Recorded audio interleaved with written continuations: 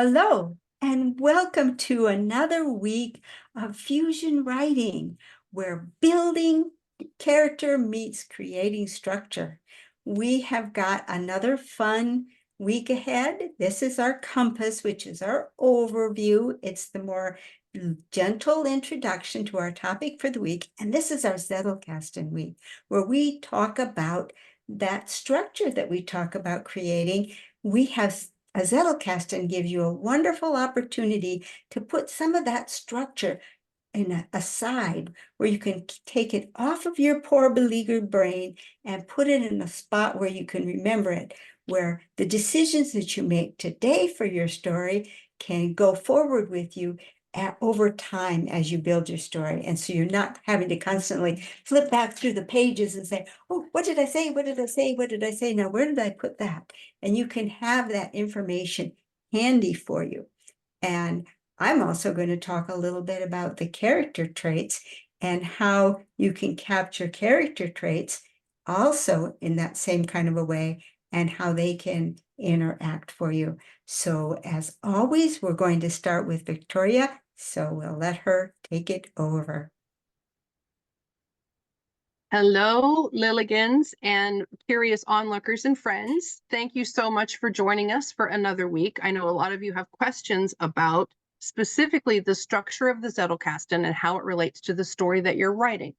So for my overview, I just want to say a few words about how to specifically start building the key elements of your story in relation to your characters. So if you've seen any of my other videos, you may already know that I have built my Zettelkasten out around my novel.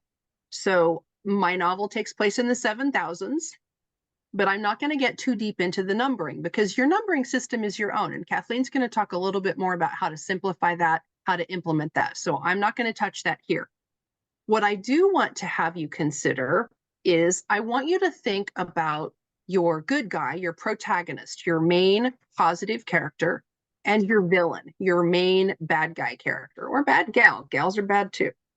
And I want you to think of them as a counterpoint to each other. So as you're starting to create those character cards, which if you don't have the character card download, we will link that for you again. But your character development cards are how you show your mind's eye what this character looks like. What are their values? What are their traits, which Kathleen will talk to you a little bit more about? What do they want?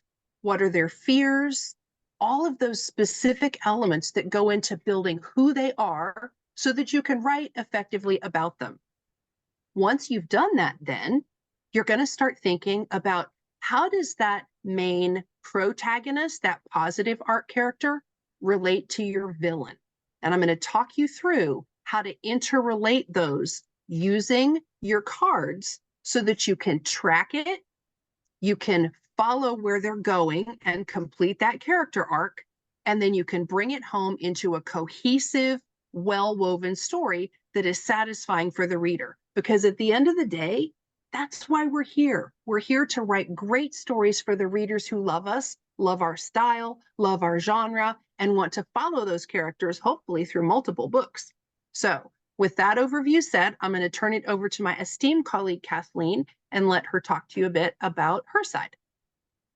All right. Well, thank you so much, Victoria. That gives us a wonderful direction for where we're going to go. And I, for one, do enjoy those character cards because I'm a great fan of being able to put character down on a card.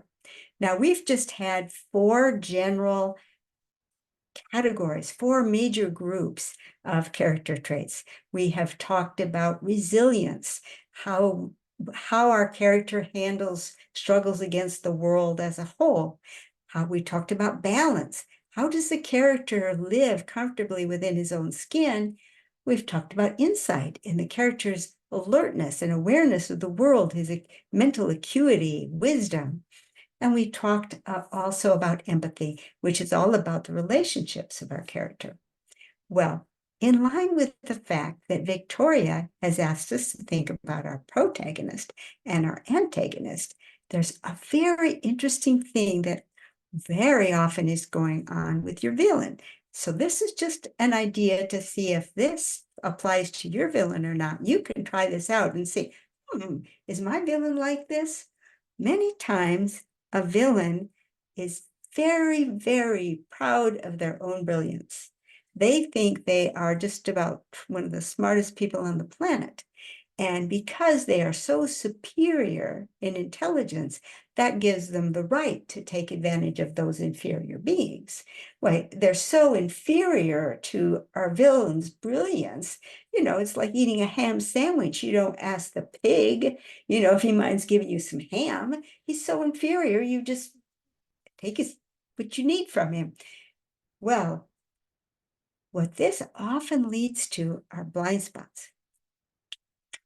And the places where a villain has blind spots, exactly like Victoria said, are going to be those counterpoints. If the villain has no feelings for others, your hero has compassion. And the villain won't be able to predict a compassionate response. The villain is unloving. Your hero has love. And that one will very often take down a villain, especially heroic love. And so on. If think about that, and that's what I'm going to invite you to do in the compass. Think about the character traits where the hero and the villain can counterbalance one another. And one of the easiest ways to think about that is in that insight, in that wisdom group. So I would invite you to play around with that and think about jotting those down on a card to memorialize your insight for your characters. That's all I have to present for our compass session, but we have a map session coming up tomorrow where we'll go a little bit deeper and actually look at some cards. So be sure to come back tomorrow. Victoria? See you next time. See you tomorrow. Okay, bye-bye.